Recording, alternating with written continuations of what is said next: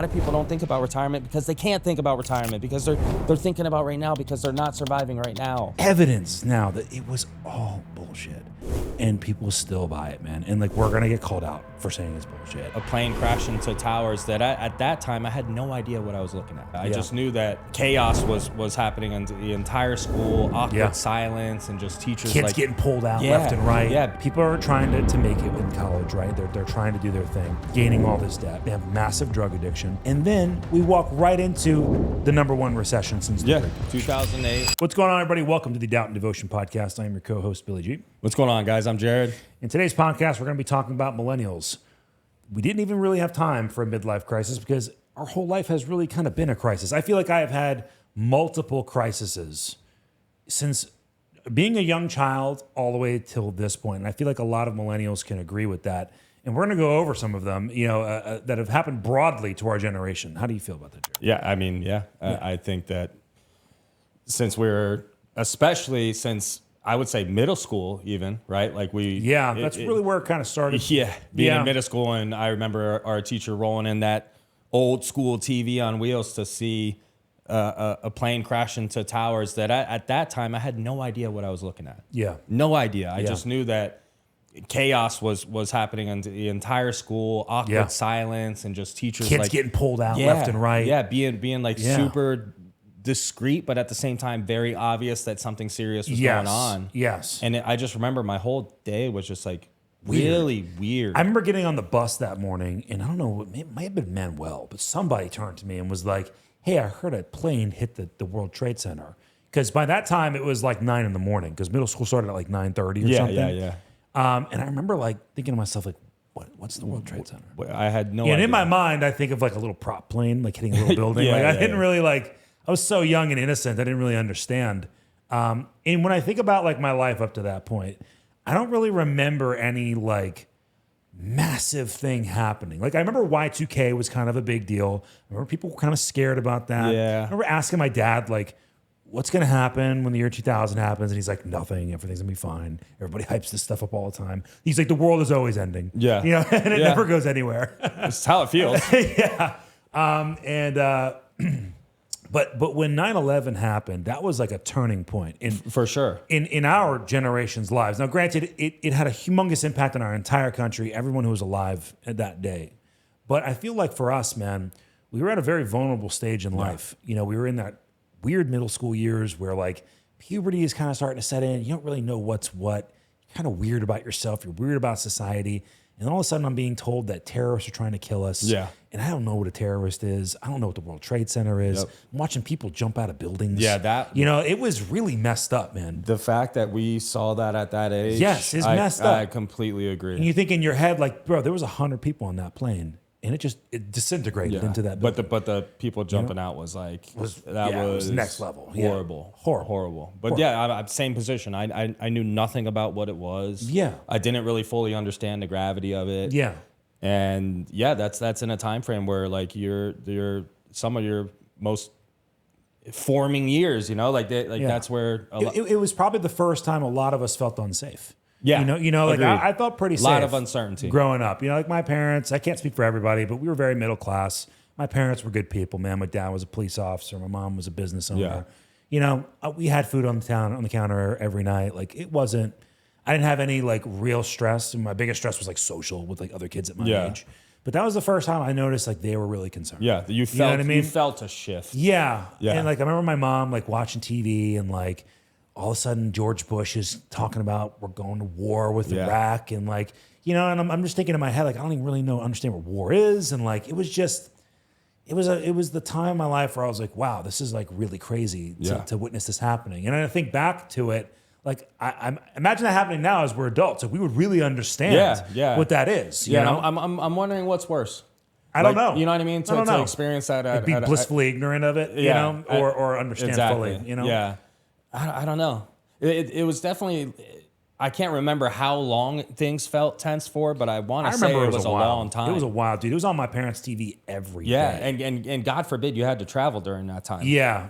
That was the biggest shift that I personally experienced is like traveling afterwards. It's kind of wild to think about airports even before 9/11. Like there wasn't really It was whole a lot joke. of security. It was a joke. He just kind of walked on the Yeah, airplane. you got a And now you can't a even bring- bazooka-shaped suitcase. Come on in. You can't even bring toothpaste that's too big now. You know what I mean? It's ridiculous. You can't bring a shampoo bottle that's bigger than this. Yeah, it got crazy. to a point where it was so over the top, and then they kind of They scaled it back. a little. scaled it back Yeah. some. It still kind of sucks, but at the same time, you appreciate it now For 'cause sure. you understand what they're trying to do. For sure, yeah. But yeah, that was the first major thing that I could remember. I kind of agree with you. Aside from like the stuff of like going through a divorce and witnessing that, which beyond our plenty personal- of people can relate. Yeah, beyond Exactly. our personal stuff. You know what I mean? Like everybody has their personal battles. Every family has their personal battles. But I think the things we should really touch on are the societal things, the things that really impacted an entire generation. Yeah.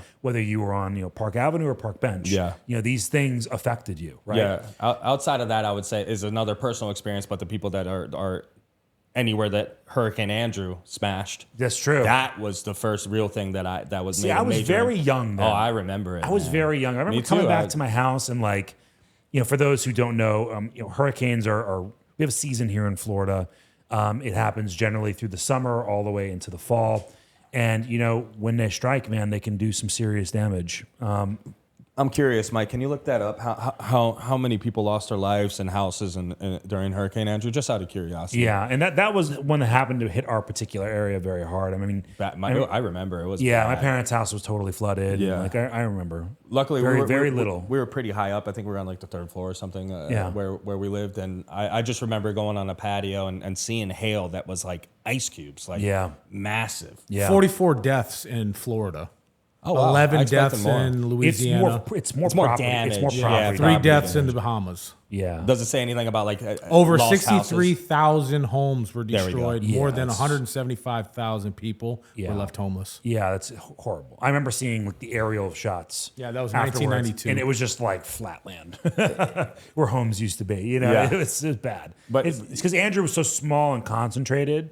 Like the winds were so fast in such a small area was what made it so deadly. But the reality is, like, we grew up as millennials and anyone close to that, I guess, in a time where we were kind of told like the promise of the perfect future. You know, it's like if you do, they basically gave you a checklist, right? It was like if you go to college and you work Get hard, good grades. you work hard and you buy a house, you have a good job, you retire happy and healthy. It's like it couldn't be further from It the was truth. they were so incredibly wrong. And like, look, my parents were just doing their best. I get that, but they were so incredibly wrong on what we really needed to do for our future. Yep. And some of the things they couldn't predict, right? Like, who would have known how much the internet would have blown up the world? Yeah. Who would have known how much, technology would have taken over so many things that those jobs would be in serious demand. And you know what I mean? Like, I can understand they were coming from their worldview, right? But we really did kind of get sold a dream of like, if you get straight A's and you go to college, you will be a You're success. guaranteed. You are a success. You got the home, the white picket fence, the wife, the kids. You got the whole deal, bro. You know what I mean? And the truth of the matter really became like a lot of people went to school and gained debt for no reason. Buried in debt. Buried in it. No jobs to be had. Not to mention, we started growing up in one of the worst drug epidemics in modern history. Yep. Okay, so thanks a lot to the Oxycontin producers, the Sackler family, pieces of garbage, introduced that drug into interstate commerce, and it created what we are still dealing with today, which is a massive opiate epidemic. I remember kids in high school like doing OCs. I remember as soon as I graduated high school, they were everywhere. So now we're in a place where like people are trying to make it in college, right? They're trying to do their thing, gaining all this debt. They have massive drug addiction. And then we walk right into the number one recession since the Great Depression. 2008, the greatest issue we've had in the economy since the Great Depression. Yeah. Fresh out of high school. Fresh out, like literally like year one out of high school. Yeah. For us, at least. We graduated in 07. Yeah. Okay. So 2008 is when that hit, and that obviously caused a massive shift. Oh, dude, I remember. A ton of uncertainty, and it's like, Course. what, like. And I still didn't really understand it then. Same, yeah. You know what I mean? I was still young, but I remember like I was driving a truck at that time. I had a Dodge Ram two-door pickup, the 1500. But it was a 5.7 Hemi, so it Ate some drank gas. gasoline. Good old 10 miles. 10 miles a gallon. Like 13, dude. Yeah. And I remember pulling into the gas station. Gas was like $5.50 a gallon for regular here in South Florida. So everybody wants to complain about gas. I've seen it higher. Yeah. I've been there. Okay.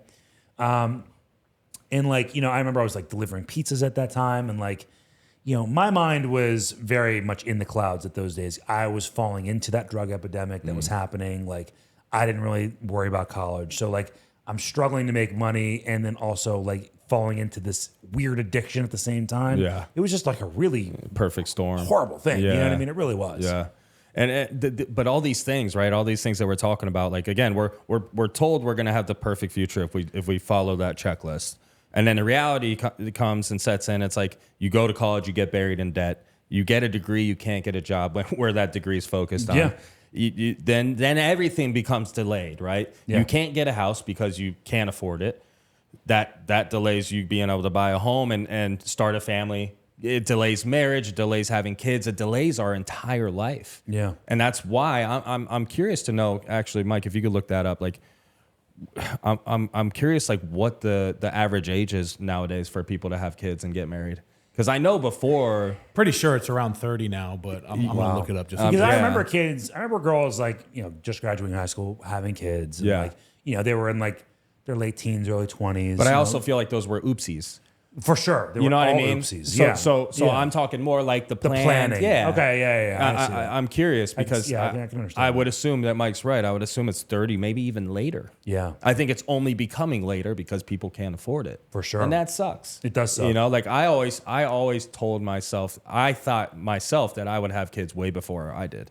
Yeah, chat right now says 2023, it was around 28 years old. Okay, so I'm assuming So it's it's around- going up. yeah, it's Probably going up. around 30-ish. You said 2023? Yeah. Yeah. So I assume it's around 30-ish. Yeah. So yeah, you have all that stuff being delayed. You're having to pick up multiple jobs. You have what happens is like the boomers, the older people, they buy homes or bought homes when they were 60 grand and now they're worth $500,000 and they're still holding them. It's like they built all this equity and they bought their home when they were pennies on the dollar, basically. Yeah. And then they want to turn and tell us, like, work hard or Yeah. like work harder. It's Yeah. just your guys are lazy. But Yeah. that's not the reality for everybody. There are lazy people. Of course. There absolutely Of is. course. There always will be. Yes. But that's not the issue for the majority. The issue Yeah. is what we talked about, which is you're priced out, man. And not only that, I mean, there's also a massive lack of direction. So, like, for example, when I think back to like earlier generations, man, especially when there was a lot of manufacturing going on here, when there was a lot of mineral resourcing going on here, like think about it. Think about it like up in West Virginia, right? I mean, that whole state was run on coal mining. Okay, that was like generations of people did coal Yeah, mining. generational If you were a wealth. boy, you were going to be a coal miner Yeah. one day. Okay, and then all of a sudden we start shutting these things down. You have massive poverty in that area now Yeah. because their number one thing is gone. Okay. The same thing with Detroit. Look at that. Cars were also a generational thing. We made American cars in Detroit that was known. Yep. Now they don't do that anymore. And what do you see? Massive poverty in Detroit, right? So I think that we've lost a lot of direction that other generations used to have. People used to grow up going like, I'm going to take my dad's business, or I'm going to be a police Yeah. officer. I'm going to go work on cars. They had this kind of direction in their way. Whereas me, when I was growing up, I was like, I have no clue what I want to Yeah. do. I have no idea. I mean, I kind of wanted to be a cop because my dad was a cop, and I thought that was really cool. But then, kind of once I like got a little older, it's like I don't really want to do that. And I had no plan. I feel like a lot of our generation grew up with little to no plan. And the people who did have a plan aren't even doing that plan today. Again, they went They to college aren't. for a aren't. specific degree and they Yeah. had to completely pivot. But guess what follows them? Those student loans. Yeah. And those student loans, if you went for 4 or more years, they rack up, man. they I know do. people that are in 6-figure debt and probably will never get out of it. Yeah. The interest that's on it is just you're buried. Yeah. So it's like you dedicate all that time and energy and effort thinking that you're doing the right thing. And again, I think we grew up where we had the generation before us had their mentality that never shifted with what we were actually going through. Yeah. They just thought that it was still the same. Yeah, and it was always kind of just the keep pushing, work hard. keep pushing mentality. Yeah. For sure. And this is that's not the solution. It's not just work hard and everything gets figured out. Would it be helpful if you worked harder? Yeah, man, but it shouldn't. My point is, it shouldn't really be that way. Yeah, I mean, and think about it. I mean, just think about the kids we grew up with, like in the neighborhood, right? And the kids how we went to school with. I see a lot of their lives on Facebook or Instagram or whatever. How many of them would you look at and say, that guy is super successful or that girl is super successful? Yeah, not a many, not many right? at all. Not many. And I don't say that to be a dick. And I'm not saying like, oh, I'm super successful. What I'm saying is I don't see a lot of like people owning like a job or people owning a business or people owning like some sort of career path. It feels like a lot of people are still floating and maybe jumping from job to job, maybe trying to figure out what they want to do. And we're in our 30s, dude. Yeah. I wonder if it goes back to what you said, though. Like maybe there was a lot more family businesses that were able to be passed down. And then all this stuff that we brought up happened and they got destroyed. Yeah, I mean. And they're no longer existent. You know, like that's actually a really solid point. Let's 2020. I was just going to say, let's go into the number one killer of those things. We're going to get there. Yeah, is 2020. Do we even have to say it? Do we really have to say it? I don't think we could. We have to be scared of it. COVID. Yeah, the Rona. The Rona was the Rona happened. An experience unlike any other experience. We're gonna tell our kids about it. They're gonna be like, "No." It's like it really they didn't say that. It really is insane though It's when you terrible. stop and think about it. You think really about the fact that, like, if you owned a business, you were forced to shut down. Yes. For weeks, and I know that I think restaurants specifically were even longer. Any in-person thing was terrible. Why do you think Brews Room went under? Yeah. Any in-person COVID took that out. Can you look up how long restaurants were closed down on average? But yeah, that was the fact that we lived through that was insane, and the fact that I personally had a child in the midst of it. Like March of 2020 was when my son was born. Yeah, which is crazy because that's right when shit hit the fan. Dude, that experience, I cannot even explain it to you. Yeah. I'm sure plenty of people can relate to this. Having a kid during the midst of it especially was insane. And then on top of that, he had to go into the NICU for 10 days. He basically, a complication, he sat too long and ingested some of her blood, didn't get enough oxygen. And that was a horrible experience already. But then you pile on the fact that you have no support because your parents can't be there. Yeah. And I remember the medical system don't give a shit about dude, you. It was, they're just following their protocols 100%. It was no such a horrible experience. I remember I would go outside and sneak my brother, God bless my brother, shout out to Jordan for coming and sneaking me some drinks to calm me down. But I would just go outside and have breakdowns, man, because I didn't know what to do. Of course, I had no support. No one knew what to do. Yeah, no support. There's so much discomfort in that because no one knew what to do. The tension was crazy, man. Oh, I bet, man. And look, I had Charlotte September of 2019, so we're talking. She was 5 months old when shit really hit the fan. And to be so happy to have this beautiful little child. And then all of a sudden, I'm told that people across the world are dying from this insane virus that we know nothing about. Yeah. How is it going to affect my beautiful little baby that I have sitting in front of me?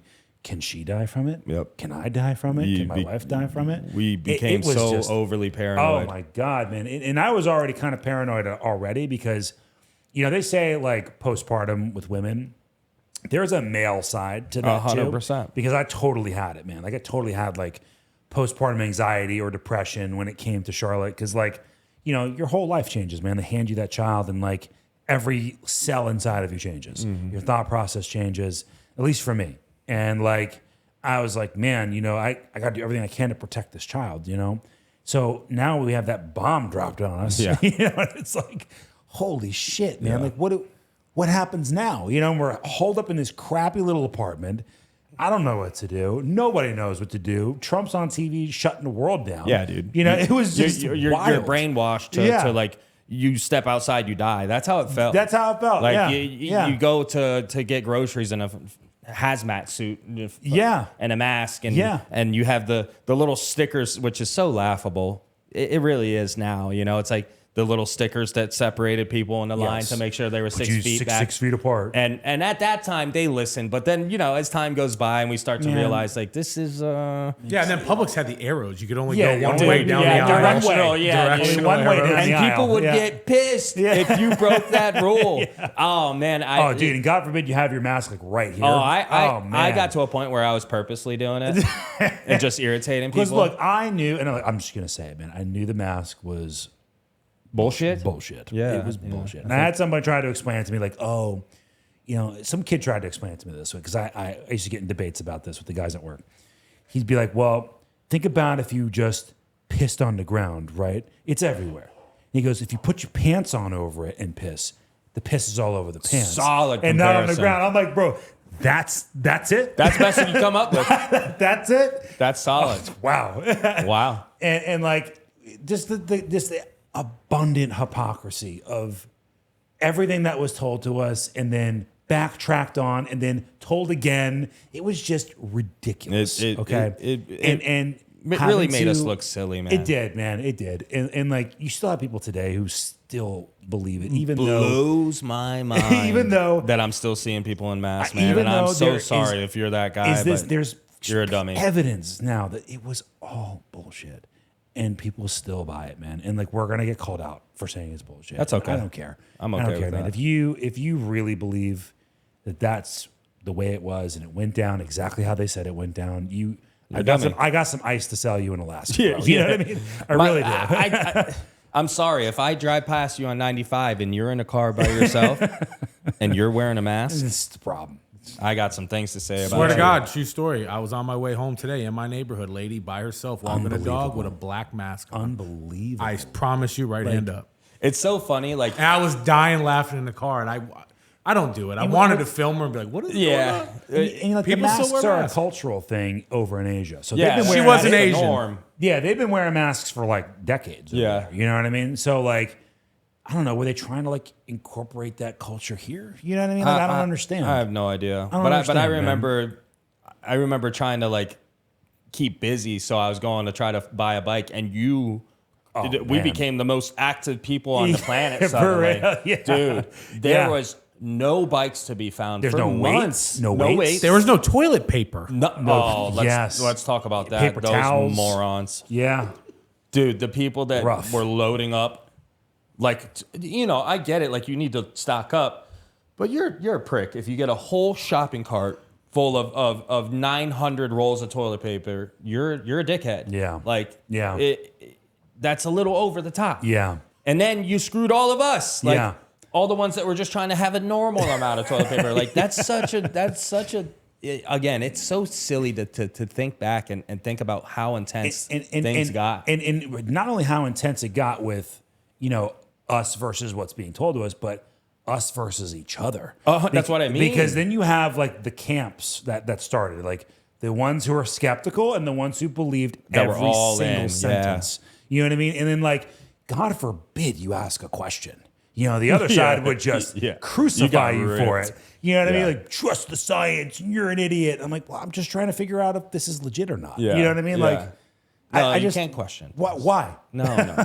Why? I don't understand. I don't You understand have why to I wear a can't ask mask questions. in your car by yourself. It's science. Dude, I 'Cause took if my you- daughter If you to- went pee with your pants down, then pee would be everywhere. I took my daughter to What? Disney and having to put a Oh, little. dude. We had to get Me one and of Sam the did that mini, too. those mini Oh, I mouse masks refused. to put on my 2-year-old Nope. daughter at the Yeah. time. Nope. And I was like, oh, that is just Like, ridiculous. come on. And I think they backtracked on that eventually, They right? did. They did. Yeah, because I remember They did. I refused. I wouldn't take him anywhere that caused me to have to do that because I was like, there's no way. He's so little. And then they started, backtracking. Oh, it's not affecting kids. So they kind of let it get loose. And look, and I will say, I don't think Charlotte ever got it, dude. And if she did, she Yeah, had no Lou symptoms. didn't. Yeah. Yeah, I was gonna ask, did any of you guys get it? Oh, Yeah, and I felt like a moron having yeah. to go. I did not leave a bedroom this size. I was living life. It was actually kind of nice. I was on a break from being a dad for 2 weeks. I did nothing but play PS4 at the time, whatever it was at the time.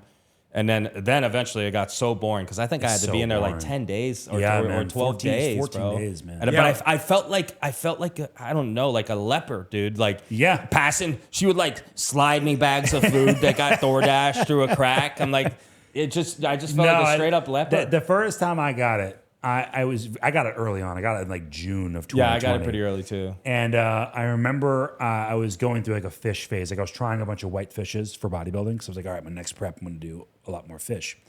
And I went and bought this fresh fish and I'm cooking it in the kitchen. And I remember saying to myself, man, this fish must be really fresh because it doesn't smell fishy at all in here. And then I remember Samantha opened the door and she goes, what the fuck are you cooking? And I'm like, it's fish. She goes, it smells terrible in here. I go, really? And then something went off in my head. I was like, oh no. So I took my fork, dipped it right in there, and put the fish in my mouth. Nothing. Couldn't taste a thing. Nothing. And I'm like, here we go, man. And by the next day, it started. You know, the whole like, my nose started hurting. I was the headaches, the sweats. You know, the whole deal started. But when you really think about it, like the COVID hit during the prime of our adulthood, if you think about it. Dude, You know what I mean? was having an amazing time in life. 2019 was one of the best years of my life. Like I was winning bodybuilding shows. You know, Charlotte was born. I was just starting to make really good money to where I was saving for our first home. Like 2019 for me was like, hell yeah. Like I finally arrived. And then it was just a huge kick in the nuts right afterwards. You know what I mean? And that's my point. It's like humongous kick in the nuts. Not only did we have all those other previous things that we talked about, right? The financial crisis in 2008, we had 9/11, like all those things, and then boom, right in the prime of where we're expected to kind of get our lives babies together, and like things are good. Like all of that was then piled on to raising children in the midst of a virus that was killing people and causing chaos. The death counter on TV. Oh, you couldn't get away. You couldn't get away from it. It was just such an anxiety-fueled time. That's I feel like that's what caused a massive uptick in anxiety and mental health issues, right? For sure. But then we kind of are the generation that's growing up in all of this while actually trying to heal from our past traumas and anxiety and stuff like that. You know what I mean? Like it's becoming more normal. We're having to deal with our personal things as well as the societal things. Compared to, I feel like you maybe some people tried to heal, but I feel like for a lot of time it was just buried. Like you didn't talk about it. You didn't have to stress about it. I feel like it became to the forefront of our minds. Yeah. You know, because it was becoming more accepted and more the norm to talk about it. Yeah. You know, and then again, some people use it as a major crutch, and you could get angry at me for saying that, but it's the reality. It's like, I have mental illness, and then you think you could just get away with anything. Do whatever you want. You see that a ton. Of course. And that's your instant cop out, you know, but the reality is like we are trying to heal ourselves while going through and raising children in a time like this.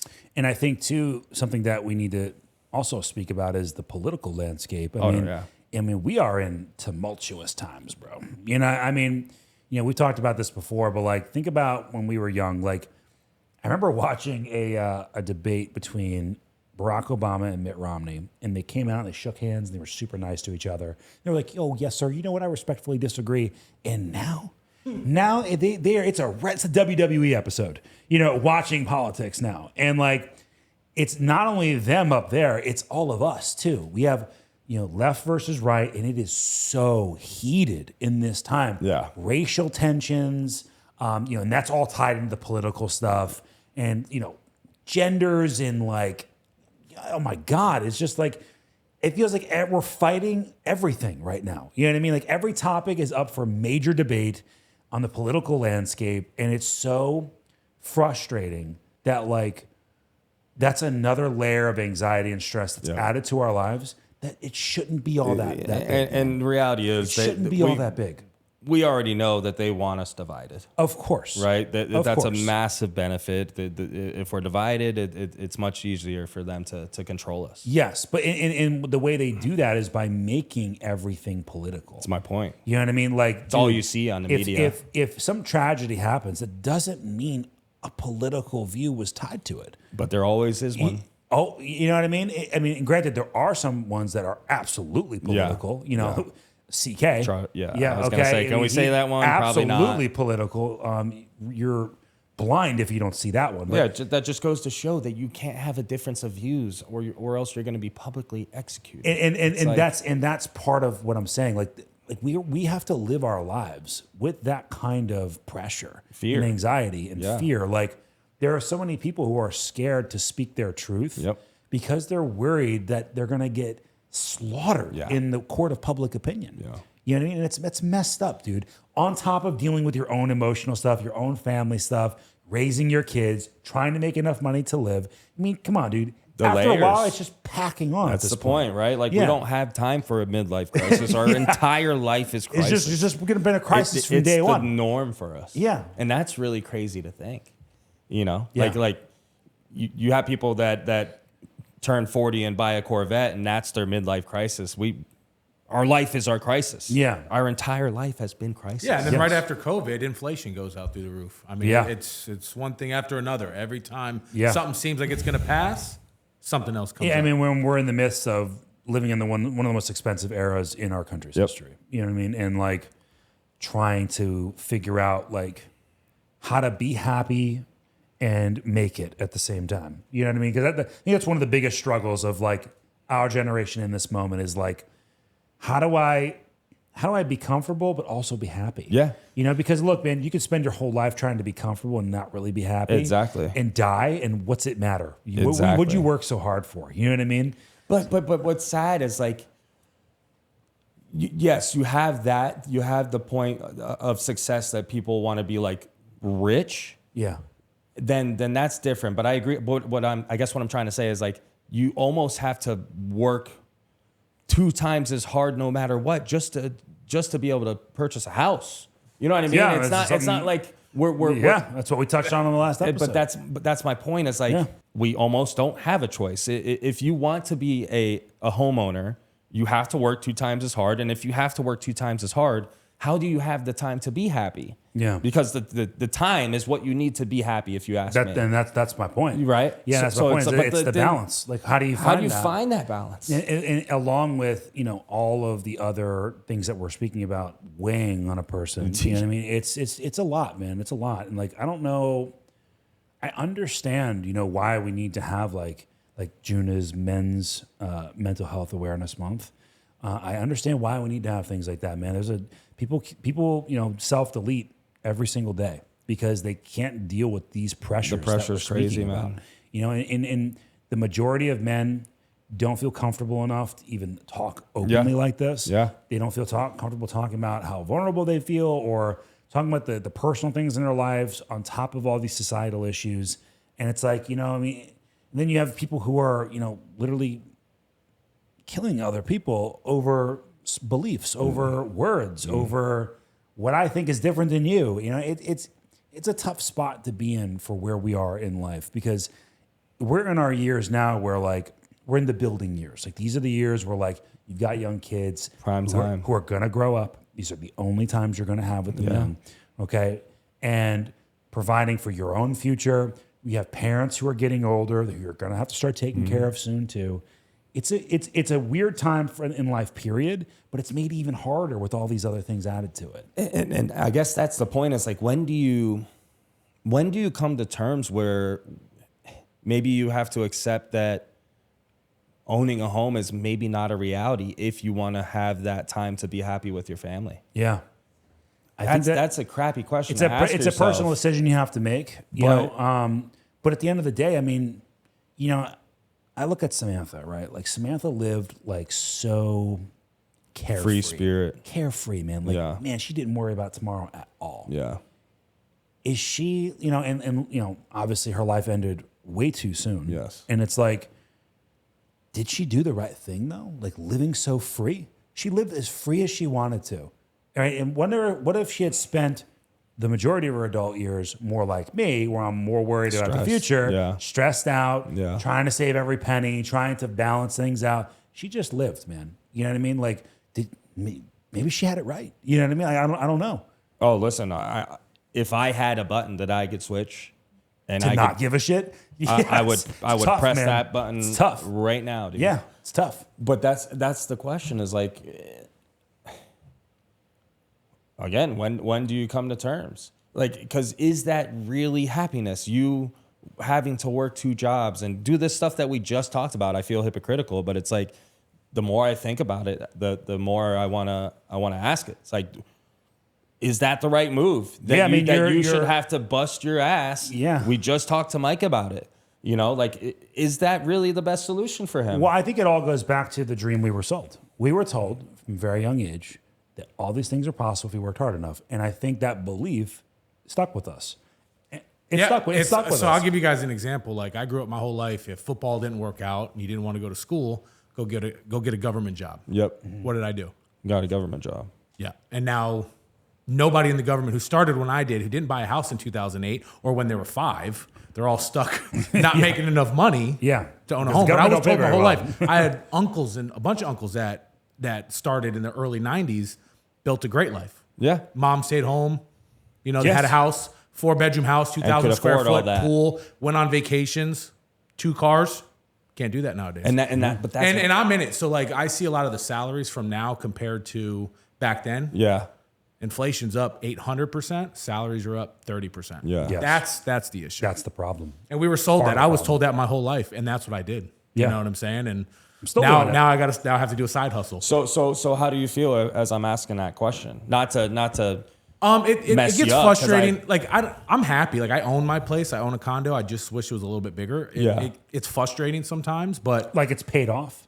my house? Yeah. No. Okay. No, I bought in 2021. I was like, damn. No, dude, it feels paid off. Yeah. But You're no, great. it sucks. But also, like, I enjoy doing some of the side work too. So For sure. I mean, it's just like same thing with me. I enjoy coaching. do I wish I could have my wife stay at home though? Like, that is something that I always wanted. I wish Me my too. wife could have been a stay-at-home mom. Yeah. But Yeah. I also think she likes to work. She likes her job. my She wife loves doing wouldn't hair. want to stay home all the time, even if I offered it. Yeah. So, you know, See, Sam stayed at home for 2 years, all right, and she worked 2 days a month at American Eagle. And it was really because, number one, money was different back then, okay, 2019, 20, I think she started working again in 21 or 22. So maybe it was almost 3 years. But money was different, and my dollar went a lot further. My rent was $1,100. And then my mortgage on my first house was $2,300. Oh, wow. So, you know, we were doing fine. It's half. Yeah. Probably. Yeah, it is. It's half. And when I did the math, it was like, pay for daycare or have you stay home. It worked out to basically the same. Yeah. Why don't you just stay home, you know, and Exactly. raise our kid? Yep. It was way better that way, you Yep. know? But today, man, like, I look at Laura and I'm like, I think she's the type where she wouldn't want to anyways. Like you said, she would want to go do something, but you know what I mean? She's not fully satisfied in herself with what she's doing in life. She wants to do more. She wants to feel more fulfilled. You know what I mean? And I wish there was something I could do to help her with that, but I would love to be like, go do it. Go like, figure it out. don't worry about I it. got this. You know what I mean? And I'm in a position where, like, I'm maybe close to doing that, you know, but like, if I do that, then I don't get to save as much for our retirement. There's more pressure on you. Yes. So it's like, okay, so what choice do I make here? Yeah. Do I maybe give her some more freedom to do what she needs to do or do what she wants to do or figure something out and save less toward our future? Or do I continue to, like, you know, she continues to do her thing and maybe figure it out along the way and I'm kind of guaranteeing our future? It's a weird position to be That in. kind of goes back to what we were just asking. And so I'm gonna ask again, like, is what I'm saying making sense to you? Like, I'm basically trying to say, like, at what point do you stop working as hard as you might need to get to the goals that you want to get to and just say, hey, I'm doing pretty well and I don't need the bigger house. It's time to sit back a bit. Exactly. For me, I don't want to, like, I never had like this crazy ambition to be ultra rich. Yeah. I always just wanted to have a house with Yes. a pool. Yeah. Doesn't have to be a 10,000 square foot house for me. Like, I want something like my dad has. 2,000 square foot pool. I love hanging out on Saturdays with my uncle. We go to his house. I want to do stuff like that at my house. Backyard. Now, you know, they say once you get something, you realize that it's just like your car situation. You loved your car when you first got it. Oh, for sure. So I don't know. I haven't had that yet, but that's what I want, and I'd be happy. That's how I say. I say I would be happy. Well, just give me the house, and I'm good. You know what I'm saying? Here's my concern, okay? And I do the math, okay? You're going to need millions of dollars to retire. I got a pension and I do have a 457 at work. So that's a great. good thing for me. Totally. You know? That's Totally. what's great about government jobs. Yes. And like, look, I got a 401k. I have a money market account that I put money in every year, every month. I have a high interest savings account. Like I've got my money spread out, right? But put it in ChatGPT.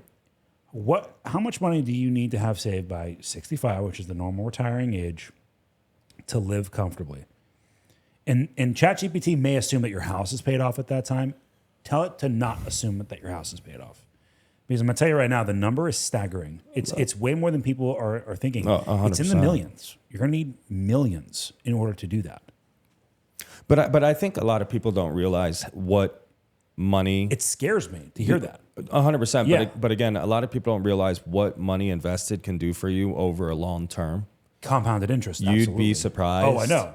And The first 300 grand is the hardest. Once you get past 300,000, it just absolutely picks up. Yeah. And again, you just got to accept that the market's going to have downs. But if you understand that you're building for If it's long term, you're never touching retirement, it. For sure. it's $3 not million. Exactly. 3 million. 3 million.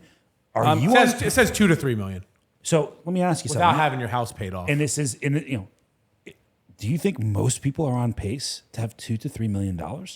No. Nowhere close. So what's going to happen? So these are the things that roll in the back of my mind, right? It's like, I need at least several $1 million. And look, I like to live a little more lavishly than most. I like to be comfortable. I want to sit on the nice seats on the plane. I want to take the nice cruises, I want to do that shit, especially after seeing what happened to Samantha. Like, I'm trying to live my life, bro. You know what I mean?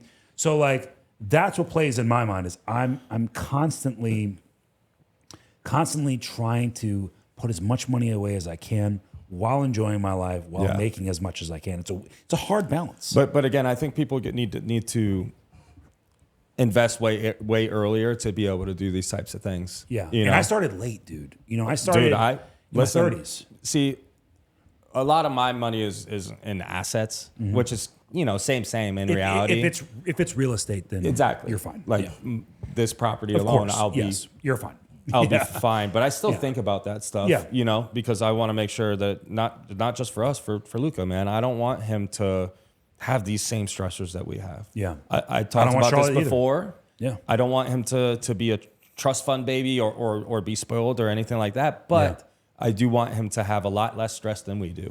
I don't want him to go through these same pressures. Yes. But again, reality is like, so $150,000, right? I know that's a big number, to be clear. It's a big number. But there's two ways to look at it. $150,000 over 30 years in line with the S&P 500, 10.5%. 10.5% is, if you look what the S&P 500 has done over the last 100 years, it's around 10.5. Yeah. 150,000 grows to be $3.452 million over 30 years.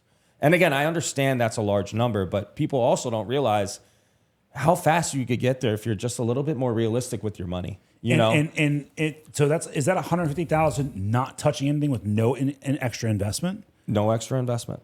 What? That's what I'm trying to tell you. It happens way quicker than you realize. Yeah, no, I mean, I understand. That's just compounding. I know compounding. You know is rule of really 72, right? Of course, yeah, I know it picks So up that's the quick. easiest way to do quick math in your head, right? Yeah. Rule of 72, for those of you who don't know, if you're averaging 10% every 7 years, your money would double. This is 10.5, so it's a little less. It's 6 years and 8 months. Your money's doubling. So 150 turns to 3 turns to 6 turns to 1.2, and so on and so on. A lot of people don't have any understanding of what compounding interest and what can they do is they put money in their checking account where it makes 0.001% worse, interest. or high yield savings account, which is still a joke. It's 4%. It's not compounding. It's better than nothing. Yes. Savings is better than nothing. There's no denying it. But if you just start your own account, you don't have to have a financial advisor. I just spoke to a client of mine recently. He turned 50 grand into like $78,000 in 8 months. Mm-hmm. And he just put in S&P 500 in Vanguard. Yeah. But people are so petrified when they hear investing, they think the worst. Or they see a down month. Yes. I've been there. Again. I've been there. And I understand all that. Especially when the tariffs were introduced, bro, I lost $30,000 in 1 month. You have to understand. It was frightening. You cannot do it unless your logic is strictly for your future. Totally agree with you. If you're not built that way, I understand, but you better figure out how to get built that way, man. Yeah, no, because you're looking at it on the screen, like you have to pretend it doesn't exist. You have to. You have to pretend it doesn't. Now exist. let's show you the big difference. What do you think? Let's look this up. On average, this is what sucks. Is I bet it's not a big number, but I guess on average, how much can people save on a monthly basis? Let's look that up. But let's just. I know this is probably a little high, but I just want to show you the difference. That's definitely high. I know. Mm-hmm. I just want to show you the difference it could make. Yeah, doubled it. That is insane. It doubled it. Yeah. Right. So let's go a little bit more realistic. Let's go 500. I was going to say 300 to 500. Yeah. That's still insane. Yeah. So I don't know. Maybe we could put this on screen, Mike. I could send it to you. But for those, in case we don't, over 30 years, $150,000, if you're adding $300 a month to it, it goes from being just under 3.5 million to being $4.2 million. Screenshot that. $4.2 million. Yep. And that is what you need if you want to live relatively comfortable. Well, keep in mind, here's the difference. And that's over 30 years, correct? That's over 30. 30. Right? So I'll be 67. Yeah. I don't plan to retire early. I don't see myself being that person. But anyways, another thing that you got to keep in mind is you don't just pull it out. You keep it in the market, and then you start living off of it. Of course. Right? Hopefully you get to the point where you just live off the interest alone. And you can. You absolutely can once you're at these numbers, right? So if you wanted to... At that time, you're not going to have, hopefully, you're not going to have a ton of expenses. Your house should be paid off, right? This is what I'm saying. It's assuming that your house is paid off. Of course. But you got to understand, though, too, a lot of people who don't even have their first house, they may be biting in. They may not be able to put in the initial investment because they're saving for the house first. And that's going to be their down payment going into their house. And so it's down payment or invest money. I understand that, but then you're investing. You're just investing in a different way, right? In a different way. Yeah. So it's kind of relative in a way. Mm-hmm. But the point I'm making is, if you get to that point where you have millions of dollars in a investment account and you start to live off of it, it's a game changer, right? No, so even if I put this down to $2 million at that time and I start withdrawing, let's say, I don't know, what do you think a good monthly amount is at that time, where you, assuming you have no mortgage and you're older, man, your kids are self-sufficient, you're assuming. What do you think? I mean, I think $5-6 grand. I was going to say $5 at the minimum. That's what immediately came into my mind. Because you're going to have hobbies and go out to dinners, and you're going to, you're going to be retired, bro. You're going to be doing shit. Look how crazy this is. Yeah. That's with $5,000 a month coming out, man. Yeah. That's the point. Once you get to a sizable amount and you're still just averaging what the S&P is doing, you could survive. Not just survive. I could go up significantly, right? Because you know that's your retirement, so you don't really need to be focused on the principal as much. Yeah. Unless obviously you want to leave it. Look at that. That's $10,000 a month. Mm-hmm. So I'll screenshot all this so you could show it, but just in case, so $2 million, once you get to that amount, and then again, we're talking 30 years out, man. I'm not trying to say hey, in 6 months you should have $2 million.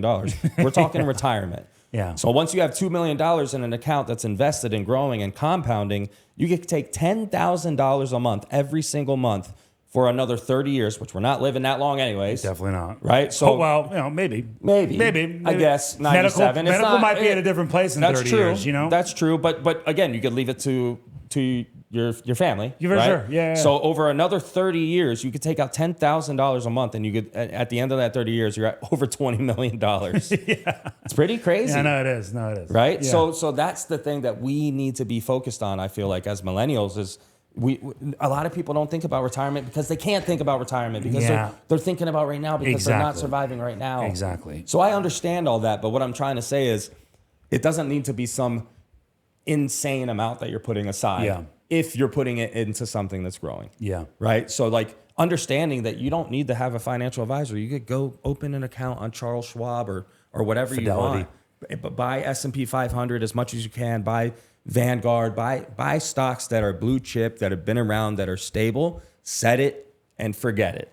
And you'll be thankful you did. Because again, relying on Social Security and stuff like that. I was getting into we're arguing screwed, with some man. guy on YouTube today about that, man. Like, delusion, absolute delusion. Josh is in that field. You saw his comment. Yeah, it's absolute delusion. If it's there, it'll be pennies. It might be, but it will be pennies. It'll be pennies. It even right now, that's not what it was made to do in reality. Even right now, my father is 83. Okay? You can't survive He off gets of Social that. Security. There's no way he could survive on Social Security. How much does he get? Dude, like 15? like $2,000. $2,000. This is a guy who worked and paid into it his whole life. There's no way. He has a pension on top of it, and he works, so he's doing pretty good still. All right, but like, dude, if that's all he had to live off of, he'd be screwed, absolutely screwed, and it's gonna be way worse for us, way worse. Yeah, I got a question for you guys. With all the struggles that us millennials have gone through, do you think that it gives us the blueprint to raise our kids better than the generation before us? Definitely. Yes. Definitely. Yes. Yeah. Because we now have experience in this new world, and I can tell Charlotte and Mackenzie what the pitfalls are, what to avoid. Is college really worth it? No. Honestly, at this point, unless you're going to become a doctor, a lawyer, a surgeon, any sort of like upper echelon, no, it's not worth it, in my opinion. You need to just go figure it out. And start making as much money as humanly possible as early as you can. Invest as early as you can. That's what you need to be doing, unless you have lofty goals like that. Okay. So yes, I think that we can be way more realistic with our kids than our parents were. I think I'm going to tell them, like, look, man, the Ain't world selling them no dreams. sucks. Yeah. It sucks. Yeah. Okay. And the earlier you accept that, the more successful you have the potential to be. Right. You know what I I feel mean? like we also are able to adapt. Like with the whole technology thing, like our parents, they really didn't adapt. They with the didn't internet. understand it. So And when they're a little bit older and there's something else that comes out, we need to teach them like, hey, we need to be able to adapt. Ride For that sure. wave. Exactly. For sure, Yes, yeah. exactly. And our kids understand the value in marketing, social media, being influencers. They see that stuff already. Whereas like our parents have no clue about that stuff, man. Our parents raised us in the turning of an age, okay? And it's not their fault, No. okay? They raised Didn't us. exist. Yes, I mean, they're just telling us what their parents told them, and it was valid for them, okay? But they raised us at the turn of the millennia when civilization literally changed.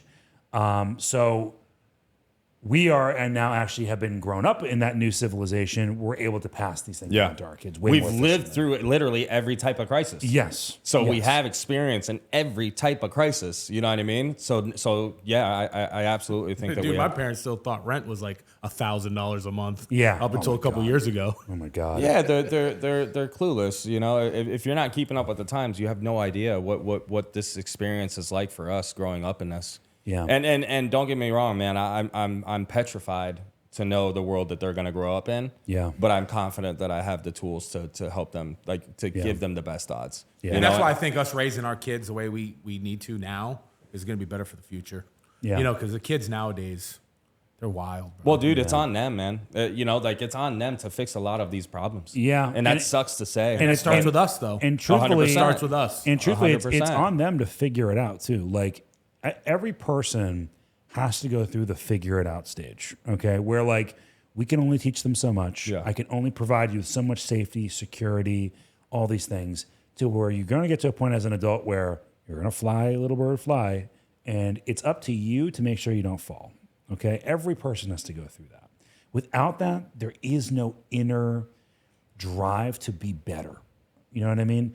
So, and I feel like with a lot of, with our generation, we didn't get that swift kick to figure it out until kind of later on.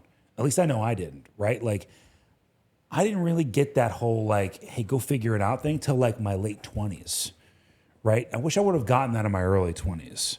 I wish my parents would have been a little more harsh on me and been like, dude, get out of here. Like, go figure it out. You know what I mean? Eventually they did, and I'm grateful they did because it made me who I am today. Yeah. But I have the experience now to where, like, when my kids turn a certain age, I'm going to be like, look, I'm good.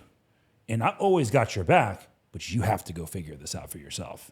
That's a crucial part of being an adult. Yeah, thinking about it, like I'm way ahead of it, but like the things that I think that I want to make sure are hardwired into my kids, and this is stuff that I wish was done to me, like you said.